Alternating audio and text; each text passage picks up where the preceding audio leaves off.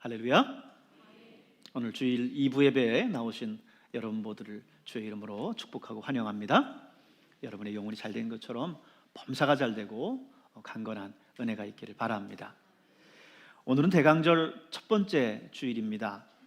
대강절 혹은 대림절이라 함은 도착 혹은 오다라고 하는 그런 의미를 가지고 있는 라틴어 아드벤투스에서 유래한 단어입니다. 그래서 예수님의 탄생을 기다리는 교회력의 4주간을 대강절 이렇게 우리가 부릅니다. 유대인의 달력이 6월절을 기점으로 해서 이제 한 해가 시작되듯이 모든 교회력은 이 대강절로부터 시작합니다. 그래서 교회력은 11월로 마감이 되고요, 12월 이 대강절서부터 시작해서 새로운 한 해가 교회력은 시작이 됩니다. 오늘날의 대강절은 6세기 중엽 그레고리 1세 때 이제 정착이 됐는데요, 대강절은 단순히 2000년 전에 이 땅에 오신 예수님의 탄생을 기념하는 것만이 아닙니다. 대강절이 우리에게 주는 의미는요, 구주 예수님의 탄생을 기다렸었던 그 마음 그대로 다시 오실 주님의 재림을 기다리는 거예요. 이 세대는 성탄절이 가까울수록 교회보다는 백화점이나 쇼핑몰들 이런 것들의 오색찬란한 네온들이 도시를 더 화려하게 물들이고 있죠. 이 세상 많은 사람들이 성탄절을 기다리는 것은요, 단순히 성탄절을 기대하는 그 마음 때문이 아닌 것 같습니다. 예수님을 바라는 그 마음이 아닌 것 같아요. 오늘 여러분 한 사람 한 사람 주님을 기다리는 기다림으로 늘 가득할 수 있길 바랍니다. 이 세대 사람들이 성탄절을 기다리는 것은요, 예수님의 생일이 성탄절이기 때문이 아니라 어쩌면 산타클로스나 크리스마스 선물을 비롯한 백화점이나 쇼핑몰들의 각종 이벤트들을 기대하기 때문인 것 같아요. 어린이들은 루돌프가 끄는 선물 마차를 산타클로스가 타고 이제 오는 꿈을 꾸고요, 많은 연인들은 흰눈이 내리는 화이트 크리스마스에 이제 로맨틱한 연애와 데이트를 할 것을 기대하면서 기다립니다. 그러나 성탄절은 그런 절기가 아닙니다.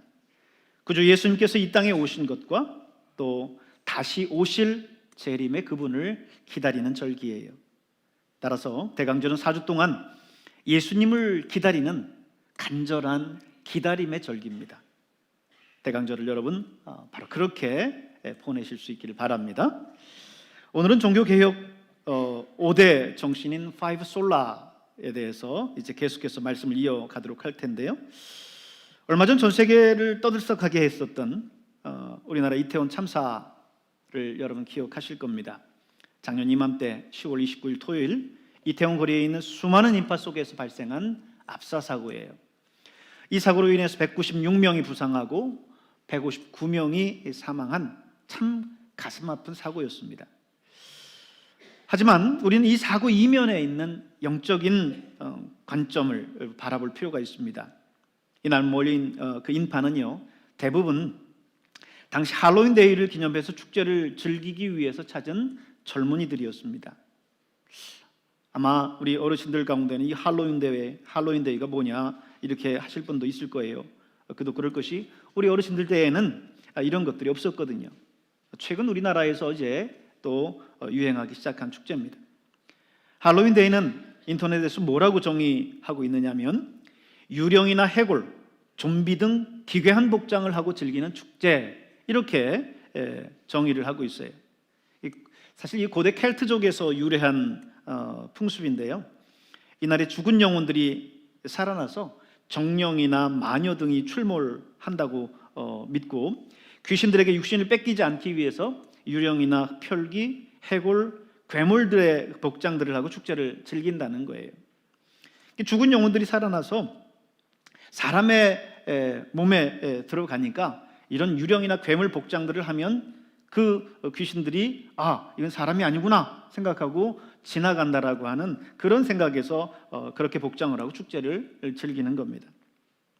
그런데 언젠가부터 이런 축제가 우리나라에 유행하기 시작했고 어느새 이태원이나 홍대 등에 그렇게 많은 인파가 몰릴 정도로 대표적인 축제가 되어버렸습니다. 그 이유를 찾아보면요, 사실 이거는 하나의 금전적인 이득을 보고 있는 사람들의 상술 중에 하나입니다. 서양에서도 이 할로윈 데이는 크리스마스 다음으로 연중 판매량이 가장 높은 때가 이때라는 거예요. 그러니까 장사하는 사람들이 이때를 놓칠 리가 없죠. 그러니까 이 할로윈 데이를 크게 부각시켜서 이제 할로윈 데이를 지키도록 그렇게 하는 겁니다. 여러분, 성탄절은 분명히 예수님께서 탄생하신 예수님의 생일인데, 그날에 세상은 예수님 대신에 산타클로스라고 하는 새로운 캐릭터를 부상시켜서 온 세상을 산타와 루돌프로 물들이고 있습니다. 그리고 이제는 메리 크리스마스라고 하는 인사도 이제는 해피 홀리데이라고 하는 인사로 명칭을 바꿔가고 있어요. 단순히 사람들 틈에서 그렇게 되어져 가는 것이 아니라 법적으로 규제를 해서 크리스마스라고 하는 것은 기독교만을 위한 특정한 어떤 이득이다 이렇게 해서 아예 해피 홀리데이로 부르도록 하는 주들이 있습니다. 크리스마스 성탄절은 예수님의 생일인데도 불구하고 예수님의 생일이라고 하는 이 본래적인 의미를 지금 가려버리고 있는 거죠. 그렇다면 할로윈 데이는 뭘까요?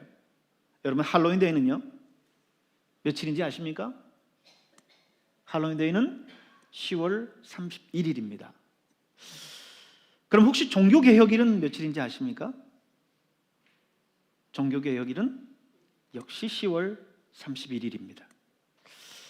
종교개혁의 5대 정신, 오직 성경, 오직 믿음, 오직 은혜, 오직 그리스도, 오직 하나님께 영광이라고 하는 이 신앙의 가장 기본이 되는 이 정신을 흐리게 하려고 하는 사단의 전략이에요.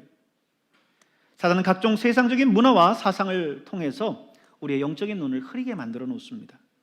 이것이 사단의 전략인지조차도 알지 못하도록 자연스럽게 문화 속에 스며들어서 우리를 조용히 무너뜨립니다.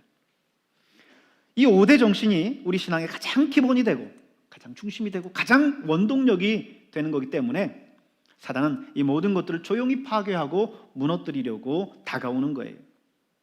그러므로 시대가 가면 갈수록 우리는 이 사단의 계략들을 잘 파악해야 돼요. 그리고 종교개혁의 이 정신을 분명히 되새기면서 이어나가야 될 줄로 믿습니다.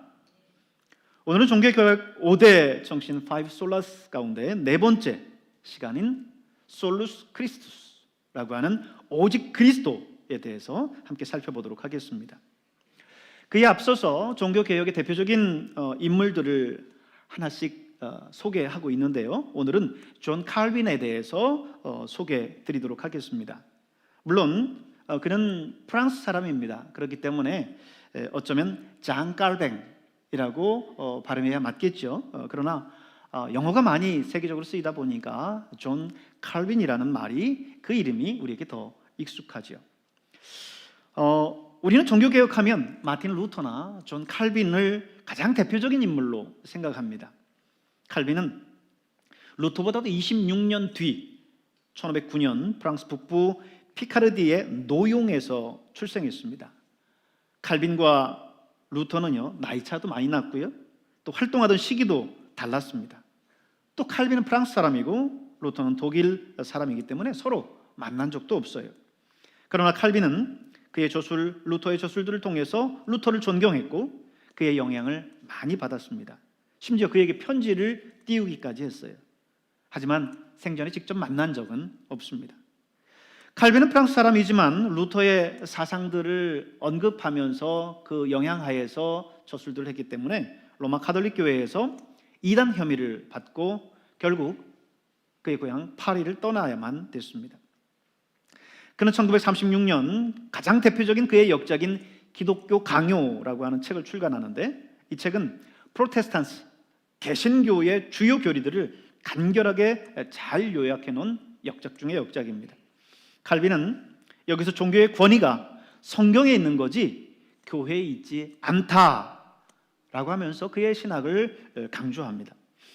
그리고 신자가 구원받는 기준은 가톨릭에서 강조하는 선행이 아니라 성경대로 사는 믿음이라고 역설합니다. 그래서 가톨릭 교회에 성호를 긋는다든지 이런 여러 가지 의식이나 교회법들을 부정하고요, 오직 성경 말씀만을 따라서 살아가야 된다라고 그는 강하게 주장했습니다. 1536년 칼빈은 결국 그의 고국인 프랑스를 떠나서 스위스로 건너오게 되고 제네바에 정착을 하는데 설교와 강의 그리고 집필 활동을 통해서 그의 개혁을 이어나갑니다. 그는 1560년부터 심각한 건강 문제에 부딪히게 되는데, 그렇지만 그럼에도 불구하고 그의 개혁 운동을 멈추지 않습니다. 그러다가 1564년 5월 55세의 나이로 지병에 이제 세상을 떠나고 맙니다.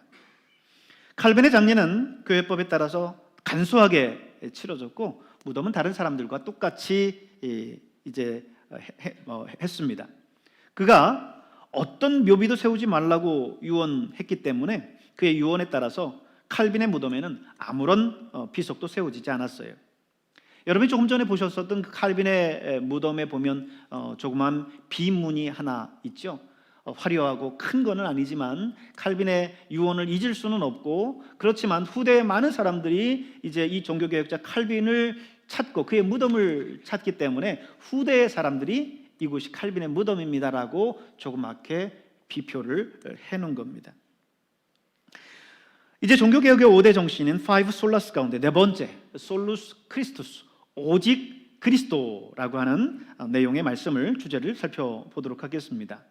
앞서 우리는 세 가지 정신을 살펴봤어요. 솔라 스크립투라, 오직 성경; 솔라 피데, 오직 믿음; 솔라 그라티아, 오직 은혜라고 하는 이 세 가지를 살펴봤는데, 이 세 가지 정신을 루터가 강조한 내용이고요.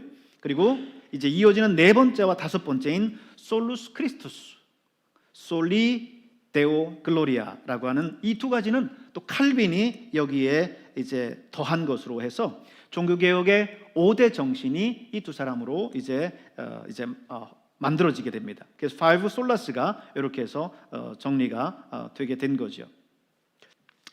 오늘의 주제인 솔루스 크리스투스, 이거는 오직 그리스도 한 분만이 우리를 주 안에서 구원하시는 유일한 고백이라고 하는 그런 내용이에요. 여러분, 구원은 오직 예수 그리스도로부터 나옵니다. 믿으십니까? 가톨릭 교회는요, 죄인을 의인 되게 하는 하나님의 은혜가 사제를 통해서 온다라고 가르쳤어요. 다시 말해서 사제가 행하는 7가지 성례가 있는데 그거를 이제 천주교에서 칠성례라고 하거든요. 이 칠성례를 통해서 죄인이었었던 사람이 의인이 될 수 있다라고 가르쳤습니다. 그런데 루터는 그것을 강하게 부인했습니다. 그가 천주교회의 사제로서 수많은 이 성례에 참여해봤지만 자신이 죄인이었던 자신이 의인으로 변화됐다라고 하는 그 믿음의 확신들을 가질 수 없었던 거지요. 그래서 하나님의 이 은혜는 사제를 통해서 오는 것이 아니라 믿음, 곧 예수 그리스도를 통해서 온다라고 하는 거죠. 교황이나 사제 같은 중재자가 있어서 되는 것이 아니라 죄인인 인간에게 예수님께서 이 땅에 직접 오셔서 우리에게 사제의 은총과 의를 허락해 주신다는 겁니다. 이것이 솔루스 크리스토스, 오직 그리스도라고 하는 내용의 주제입니다. 그래서 루터는 1520년 그가 저술한 독일 귀족에게 고함이라고 하는 그의 저술 속에서 사제는 교황이 임명한 사람이 아니라 예수님을 믿는 사람이 바로 사제다라고 하면서 만인 제사장서를 주장을 했어요. 예수님을 구원자로 믿는 신앙인과 십자가 사이에서는 루터는 어떻게 표현하냐면 놀라운 교환이라고 하는 표현을 합니다. 예수 믿는 사람들이 자신의 죄를 가지고 십자가 앞에 나아가서 자기의 죄를 예수님께 드리면 예수님은 그 십자가의 은혜로 그 모든 죄를 받아주시고 당신이 그걸 담당하시고 우리에게 대신 의로 이것을 교환해 주신다는 거예요. 그래서 그는 놀라운 교환이라고 하는 단어를 사용했습니다. 오늘 저와 여러분 한 사람 한 사람이 바로 예수님께 주시는 이 놀라운 이 놀라운 은혜를 여러분 경험할 수 있길 바랍니다. 사도행전 16장에 보면 사도 바울이 신라와 함께 2차 전도 여행을 하던 중에 빌립보에 가지요. 그때 빌립보에서 점치는 귀신들의 한 여종을 만납니다. 그래서 그 여종에게서 그 귀신을 쫓아내 주거든요. 그런데 이 점치는 귀신들 여종이었기 때문에 그 주인이 점을 보면서 꽤 많은 이득을 취하고 있었어요. 그런데 이제 귀신이 나가고 나니까 점괘가 맞지 않는 거죠. 그래서 이 주인이 사도 바울을 다른 혐의로 고소를 합니다. 우리 지금 이 헬라에 이상한 사상을 전파하는 사람이다라고 해서 바울을 고소해서 바울이 빌립보 감옥에 신라와 함께 갇히게 됩니다. 거기에 갇혀 있었던 바울과 신라는 하나님을 찬양하고 거기서 기도하죠. 그때 하나님께서 놀라운 일을 행해 주시는데 큰 지진이 나면서 옥토가 흔들리고 문들이 다 열리고 그들을 묶고 있었던 착고가 다 풀리는 놀라운 일들이 일어났어요. 간수가 잠에 들어있다가 갑자기 깨어나서 옥문이 열려있는 걸 보고 죄수들이 다 도망한 줄 알고 이 간수가 아하 이제 죽게 됐구나 생각하고 자기의 칼로 스스로 자결하려고 합니다. 간수의 의무가 뭐예요? 죄수를 지키는 일 아닙니까? 근데 문은 다 열려있죠. 어디 갔는지 없죠. 이렇게 생각하니까 죽으려고 했던 거죠. 그때 사도 바울이 그를 보면서 여보시오 우리가 다 여기 있으니까 빨리 이제 그 칼을 거두시오 이렇게 이야기합니다. 간수가 놀랬죠. 옥문은 다 열려있는데 도망가지도 않고 거기에 있는 그를 보고 그들 앞에 무릎을 꿇고 선생들이여 어떻게 하여 내가 구원을 얻겠습니까? 하고 묻습니다. 그때 바울과 신라가 뭐라고 얘기하죠? 주 예수를 믿으라. 그리하면 너와 네 집이 구원을 얻으리라. 주 예수 그리스도를 믿으라고 말씀하고 있습니다. 우리가 구원받는 길은 오직 예수 그리스도를 믿는 길밖에는 없어요. 오늘 본문 요한복음 14장 6절의 말씀을 보십시오. 예수께서 이르시되 내가 곧 길이요 진리요 생명이니 나로 말미암지 않고는 아버지께로 올 자가 없느니라 말씀합니다. 예수님은 지금 당신이 곧 길이고 진리고 생명이라고 말씀하시면서 아버지 하나님께 갈 수 있는 유일한 길은 예수님 당신밖에 없다라고 말씀하고 있어요. 구원의 길은 다른데 그 어느 곳에서도 찾을 수 없습니다. 예수님만이 하나님께서 우리에게 주신 구원의 유일한 길임을 믿으시길 바랍니다. 오늘 본문에 있는 말씀을요 영어 성경으로 볼 때 그리고 문법적으로 살펴볼 때 조금 더 명확하게 알 수 있는 게 있어요. 예수님이 내가 곧 길이요 진리요 생명이니 라고 말씀하셨는데 여기에서 사용되어져 있는 관사를 보면 어가 아니라 더라고 하는 관사를 사용합니다. 부정관사 어와 정관사 더의 차이는요, 부정관사 어는 여러 개 중에 하나를 이야기할 때 어를 쓰고요, 부정관사 더는요, 정관사 더는 세상에서 유일한 것을 이야기할 때 더를 붙입니다. 그래서 하늘에 있는 태양을 이야기할 때는 어선이라고 하지 않고 더선이라고 합니다. 왜? 하늘의 태양은 하나밖에 없다라고 하기 때문에 더를 붙이는 거예요. 그런데 오늘 예수님께서 오늘 이야기할 때 내가 곧 길이요 진리요 생명이다 말씀하실 때 영어 성경은 뭐라고 표현하냐면 I am the way and the truth and the life. 더라고 하는 관사를 붙이고 있어요. 내가 유일한 길이고 내가 유일한 진리고 내가 유일한 생명이다 라고 예수님께서 말씀하시는 거예요. 종교다원주의자들은 구원의 길을 다양하게 얘기합니다.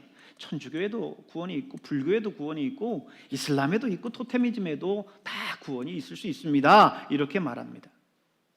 우리가 살아가는 이 시대를 흔히들 다원주의 시대다라고 이야기를 하거든요. 그러다 보니까 이 다원주의 시대는 어떤 거냐면 절대적인 진리보다는 상대적인 진리를 더 인정해줘요. 그 말은 뭐냐면 우리는 절대자이신 하나님을 믿잖아요. 한 분이신 하나님만을 믿잖아요. 구원의 길은 오직 예수밖에 없다라고 믿잖아요. 그런데 그들은 뭐예요? 절대적인 진리가 아니라 상대적인 진리. 예수만 있는 게 아니라 부처에게도 있고 마호메에게도 있고 다 진리가 다른 데 있을 수 있다라고 그렇게 이야기를 하는 겁니다. 오늘의 시대가 사상의 흐름들이 그렇다 보니까 오늘 우리처럼 예수님만 구원의 길입니다 라고 이야기하면 그들 생각할 때는 답답해요. 배타적인 종교라고 우리를 폄하합니다.